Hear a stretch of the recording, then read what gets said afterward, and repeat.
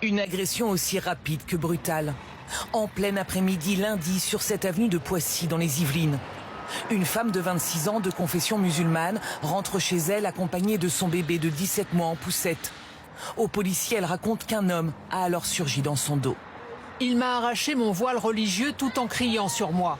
Dans le même temps, il m'a versé un liquide sur mon épaule gauche et sur mes cheveux. Ce liquide est tombé également sur mon enfant. La maire de la ville a pu lui parler quelques heures après. Heureusement, c'était de l'eau, mais voilà, hein, ça n'empêche pas le côté abject de l'acte. Et la personne est partie, donc elle était un peu choquée. Elle me dit, j'ai pas eu le temps de voir la personne. L'homme est toujours activement recherché. Dans le quartier, les musulmans rencontrés aujourd'hui ne cachent pas leur inquiétude, mais ne sont pas surpris.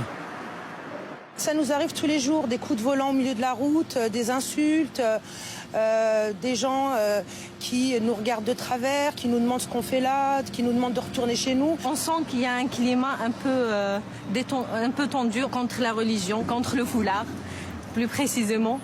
Menaces, insultes, mais aussi atteintes aux lieux de culte avec de plus en plus de tags racistes, de mosquées dégradées, voire incendiées comme ici dans le Loiret en février dernier. Les actes anti-musulmans sont en hausse ces 3 derniers mois. 79 au premier trimestre 2025, 46 à la même période l'an dernier, soit une augmentation de 72%. Des chiffres sous-évalués selon les représentants de la communauté musulmane, car les victimes ne portent pas toujours plainte. On a un problème de remontée des statistiques qui sont en deçà de la réalité. Elles doivent porter plainte et elles doivent être accueillies correctement dans les commissariats.